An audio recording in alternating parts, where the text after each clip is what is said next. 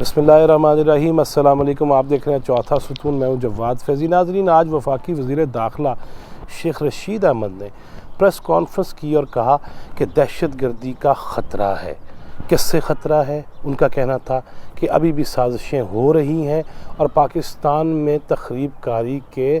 जो साजिशें हैं उनको परवान चढ़ाया जाने की कोशिश की जा रही है, परवान चढ़ाए जाने की। और उनको ये भी ख़तरा है कि अगर अपोजिशन जमातों ने 26 मार्च को या मार्च के 26-27 को कोई महंगाई मार्च किया तो उससे उनकी जानों को भी ख़तरा है। उन्होंने ये भी मशवरा दिया है कि इसको प्लीज़ मज़ीद आगे ले जाएं। क्या पीडीएम की क़यादत इसको मान लेगी? उस पे पीडीएम की क़यादत ने इनकार कर दिया है कि हम ये तस्लीम नहीं करते और आपका काम है हमें सिक्योरिटी फ़राहम करना। मेरी वो शेख साहब की प्रेस कॉन्फ्रेंस के फ़ौरी बाद जो अपोजिशन जमातों के बाज़ अरकान से और बाज़ रहनुमाओं से बातचीत हुई, उसमें उनका ये कहना था कि शेख साहब हमेशा हर महीने कोई ना कोई टाइम देते रहते हैं, कोई ना कोई मशवरा देते रहते हैं, कोई ना कोई बात करते रहते हैं, तो उस पे हम उनको इतना संजीदा ले ही नहीं रहे। क्यों संजीदा नहीं ले रहे? इसलिए कि शेख साहब भी अपनी गुफ्तगू में, चूँकि वो वफाकी वज़ीर हैं और पीटीआई की हुकूमत में वफाकी वज़ीर है, तो वो एक ही लीडर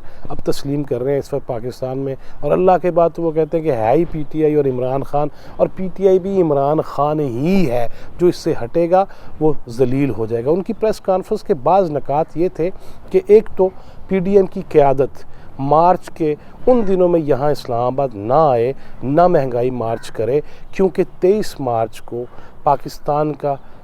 दिन है, यौम पाकिस्तान है, और उस दिन यहाँ पे तमाम अफवाज भी और फिर रिहर्सल और उसके बाद परेड होती है, तो उसमें वो ना पड़े और उन दिनों ना आए, क्योंकि लोग आ रहे होते हैं, खाने भी होते हैं, डिनर भी हो रहे होते हैं एनुअल, और उसके बाद फिर वापसी होती है बहुत सारे दस्तों की, तो उस पर हमें तख़रीब कारी का ख़दशा लाहक है और पीडीएम इस पर ना आए। दूसरा, शेख साहब ने एमक्यूएम के हवाले से ये बात कह दी कि नहीं, एमक्यूएम बड़ी सियाणी जमात है और पढ़े लिखे लोगों की जमात है। ये वही एमक्यूएम है जिसके बारे में माजी में शेख साहब क्या कहते रहे, या मुस्लिम लीग नून क्या कहती रही, या पीपल्स पार्टी अब भी क्या कह रही है, पहले भी क्या कहती रही। ये हर साल जब या हर 5 साल बाद इलेक्शन होते हैं तो तब भी, या जब कोई ऐसा मौका होता है तो फिर सारे पढ़े लिखे साबित होने लग जाते हैं। शेख साहब की बातों पे हंसी अपनी जगह, जनाब शेख हैं और वो कुछ भी कह सकते हैं, लेकिन शेख साहब ने एक और बात की एक सवाल के जवाब में, और कहा गया जी कि जो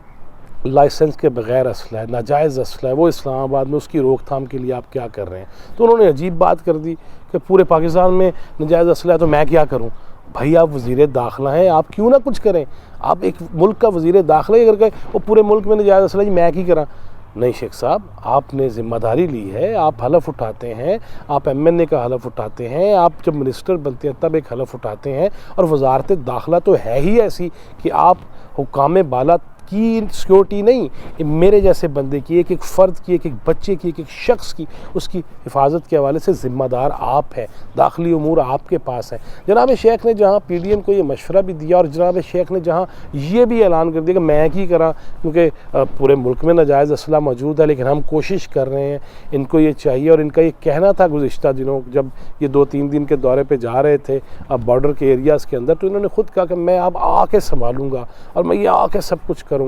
लेकिन दूसरी जानब जमीयत उलमा इस्लाम फजलुर रहमान ग्रुप, उनके इमाम मस्जिद और उनके बेटे और उसके शागिर्द, उनका जो मर्डर हुआ बाराकहू के अंदर, उस पर अगरचे वज़ीर दाखिला ये कह रहे थे कि कातिल गिरफ़्तार करने की जो है वो 1 दिन या 1 दिन बढ़ सकता है, और जो बंदा नामज़द किया गया उसको गिरफ़्तार कर लिया जाएगा। और उन्होंने अपनी बराह रास्त जो लाइव प्रेस कॉन्फ्रेंस थी उसी में आईजी इस्लामाबाद को दोबारा से हिदायत दी कि इस पर काम तेज़ किया जाए। लेकिन क्या JUI इस मौका पर इस केस को आगे बढ़ाएगी?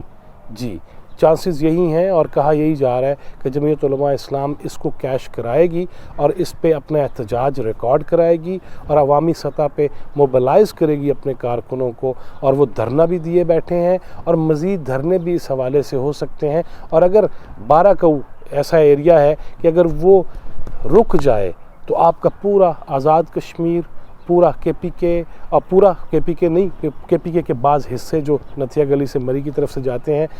पूरा नहीं है, छोटा एक हिस्सा है, लेकिन आज़ाद कश्मीर वो पूरा स्टक हो जाता है, उसकी आमदो रफ्त रुक जाती है। और फिर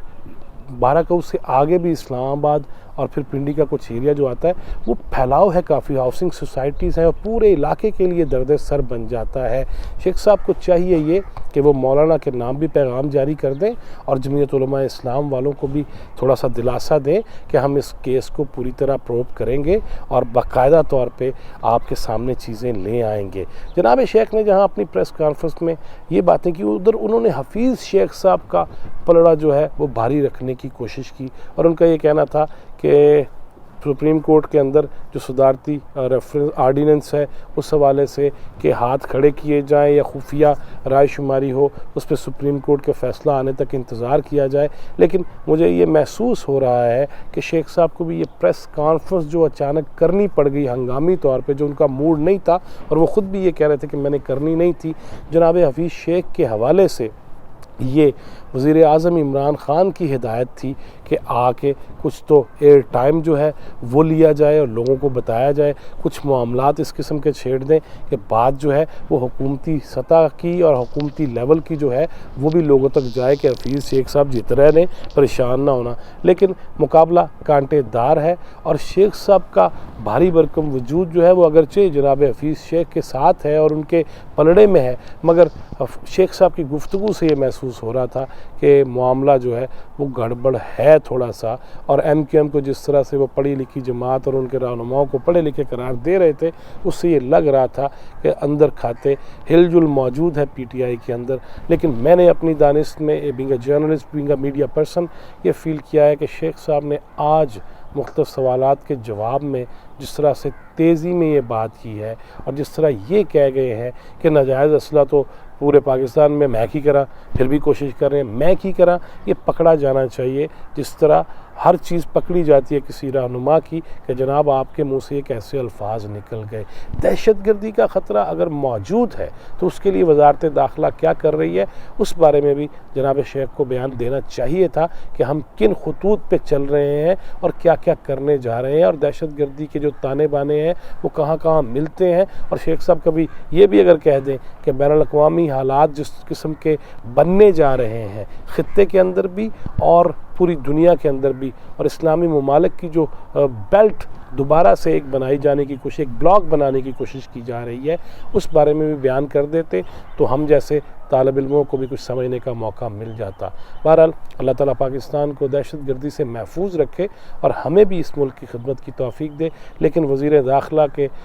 इस बयान और इन बयानात के बाद सच्ची जो बात है, एक दफ़ा से फिर ख़तरा महसूस होने लग गया कि